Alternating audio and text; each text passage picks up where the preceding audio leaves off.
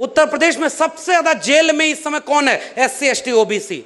मैं जानता हूं, मेरे पास रोज फोन आते हैं कि साहब हमारे पास, हम दलित हैं, हम ओबीसी हैं, हम अहिर कुर्मी कोयरी हैं, जमीन कब्जा कर लिया और हमारा मुकदमा नहीं लिख रहा, वहां जाकर के थप्पड़ मार के भगा दे रहे हैं, गाली दे करके, और हमारे ही लोगों के ऊपर मुकदमा हो रहा है। मैं नहीं चाहता हूं कि वैसा कोई मुख्यमंत्री आपके भी यहां बैठ जाए, लेकिन हां, हम ये भी नहीं चाहते कि हमारे लोग ऐसा काम करें जिस पर आपको सफाई देते भी ना बने।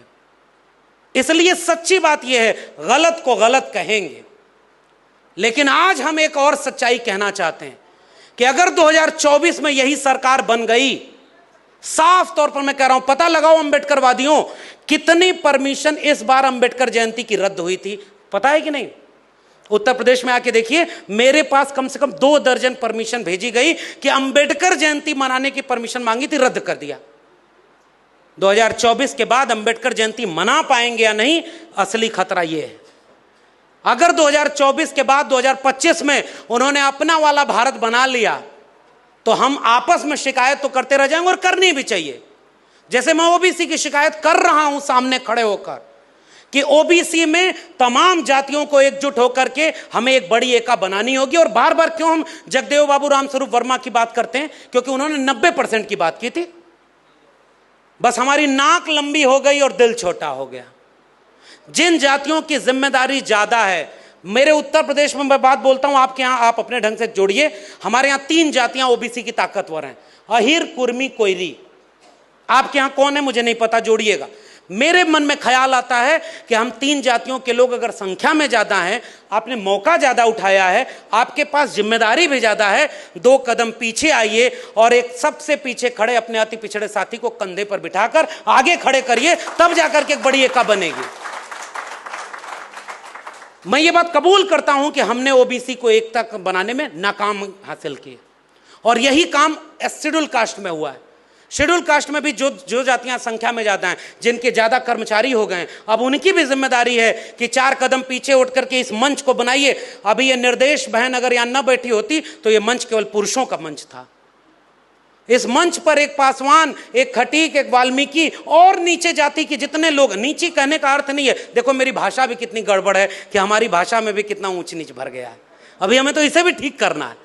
हम सारे लोगों में बहुत सारी कमियां हैं, हम अपनी भी कमियां दुरुस्त करेंगे और हम दूसरे के लिए भी आलोचना को स्वीकार करेंगे।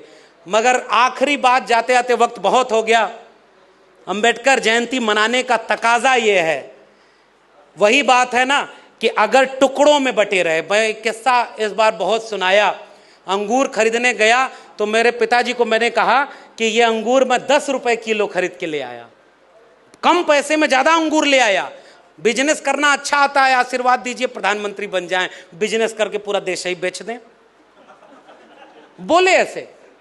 उन्होंने कहा कि दूसरा अंगूर कैसे था? मैंने कहा वो 20 रुपए किलो था, बहुत महंगा था। उन्होंने कहा क्यों महंगा था? मैंने कहा कुछ नहीं, देखने में वैसा ही था लेकिन गुच्छे में लगा हुआ था। उन्होंने कहा कुछ समझे? मैंने कहा नहीं। उन्होंने कहा कि अगर गुच्छे में रहोगे तो औकात ज्यादा रहेगी, अगर टुकड़ों में बिखर गए तो ऐसे ही औने पौने दाम पर खरीदे और बेचे जाओगे। आज हमारे लोगों में तमाम चीजें करने की जरूरत है, लेकिन एक काम करने की जरूरत है, किसी तरह वो गुच्छा न टूटे। भाई मारे सभी जाओगे। मैं अहिर जाति से आता हूं ना, इस सभागार में भी कुछ अहिर लोग होंगे ना, और अपने नाम पर बोल रहा हूं रिस्क लेते हुए। अहिर की संख्या ज्यादा होगी, थोड़ा धन संपत्ति होगी, जमीन होगी, तो हो सकता है कुछ दिन बाद नंबर आएगा। जो बेचारा कम है वो पहले मारा जाएगा, जैसे आज मुसलमान मारा जा रहा है। बताओ एससी एसटी ओबीसी संगठनों के लोग अगर दंगे के सामने हम और आप खड़े होकर के दंगा नहीं रोक पाए, सांप्रदायिकता नहीं रोक पाए, तो हम कमजोर हैं अपने वैचारिकी को लेकर। आज मुसलमान मारा जा रहा है, आज दलित में कमजोर जो सबसे पायदान पर है वो मारा जा रहा है, कल हम मारे जाएंगे। सबका नंबर आएगा। हम इस गुमान में ना रहे कि मेरी जाति बड़ी है, मेरी जाति के पास पैसा है, मेरी जाति उनकी जाति से तालमेल बना लेगी तो 2 मंत्री 3 विधायक बन जाएंगे, हम लोग बचे रहेंगे। बचेगा तो वही मंत्री और विधायक जो आपकी जाति का है, लेकिन आपकी जाति का हक अधिकार खत्म हो जाएगा। इसलिए बिहार के लोगों, आपकी सरकार, आपके वैचारिक लोगों के, फिर भी मैं एक बात कह के जा रहा हूं, पूरे बिहार में जन आंदोलन खड़ा करने की जरूरत है। जाति जनगणना और सामाजिक न्याय का आंदोलन खड़ा करने की जरूरत है, ताकि बिहार की सरकार पे भी आप दबाव बनाइए और दिल्ली में ऐसी सरकार चुनिए जिस पर दबाव बना के अपने मन मुताबिक काम कर सके। और अगर ऐसा नहीं हुआ तो कहीं ऐसा न हो कि तो हम सबकी आपसी लड़ाई का फायदा वही उठा ले जाए जिसका एक दूत अभी बाबा बनकर आया है पटना में रैली करने। किस्मत बताएगा, टीवी पर बैठकर लोग चमत्कार घोषित करेंगे और ये मीडिया के लोग हैं। मैं तो आज भी कह रहा हूं कि असली मीडिया तो ये यूट्यूब चैनल है भाई।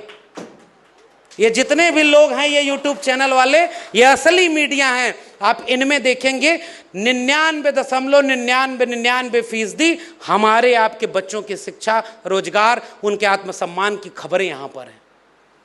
और हम इनको सब्सक्राइब नहीं करते, इनको मजबूत नहीं करते, इनको चंदा नहीं देते। और एगो बाबा आएगा, देखिएगा करोड़ों रुपया चंदा लेकर के हमारे और आपके घर से लेके चला जाएगा।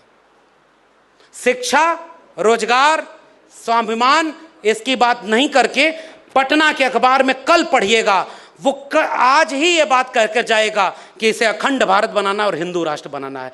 ये भारत के संविधान की हत्या है और ऐसे हत्या करने वाले लोगों को हम सिरे से खारिज करते हैं।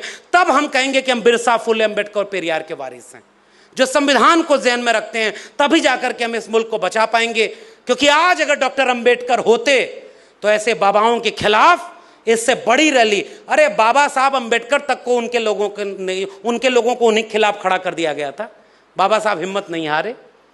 हमारे लोगों को कुल्हाड़ी की लकड़ियों के सामने रखकर जंगल को दिखाया जाएगा कि जंगल की लकड़ियों कुल्हाड़ी का साथ दो, क्योंकि इस कुल्हाड़ी में मूठ तुम्हारी जाति की तो लगी है। तुम्हारे जाति का प्रदेश अध्यक्ष बना देंगे, अगली बार मुख्यमंत्री तुम्हारे जाति का बना देंगे, अगली बार सांसद विधायक तुम्हारे जाति का बना देंगे। और हमारा वोट लेकर के वो सारे लोग मान्यवर कांशीराम की भाषा में चमचे बन के उनके यहाँ बैठे हुए हैं।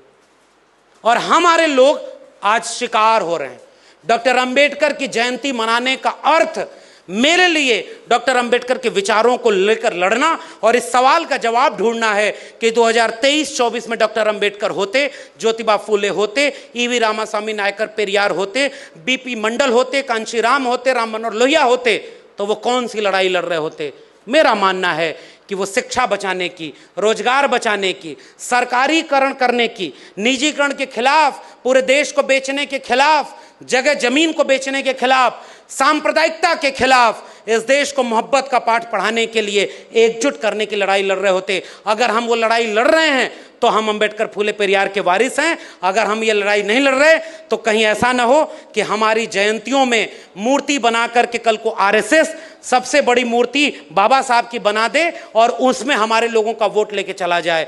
हम वैचारिक लोग जानते हैं कि डॉक्टर अंबेडकर किसी मूर्ति में नहीं, अपने कलम और किताब में हैं। चाकू तेज करने वाले लोग आपके हाथ से कलम और किताब छीन चुके हैं।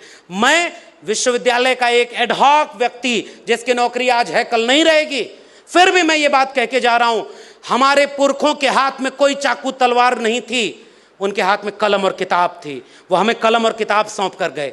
आप सरकारी कर्मचारी हो, मैं सरकारी विश्वविद्यालय का व्यक्ति हूं। हम पढ़े लिखे लोग अगर कलम और किताब नहीं बचा पाए तो जो ठीक इसी समय सड़क पर पत्थर तोड़ रहा है, जो खेत में मजदूरी कर रहा है, हम उसको क्या दोष देंगे? वो कथा सुनने जाएगा? यानी नाकामी हमारी है। आइए मिल करके इस देश में एक जन आंदोलन खड़ा करें। जाति जनगणना, प्राइवेटाइजेशन के खिलाफ, प्राइवेट सेक्टर में रिजर्वेशन, और ईडब्ल्यूएस रिजर्वेशन आ गया भाई 10%, 60% रिजर्वेशन हो गया है।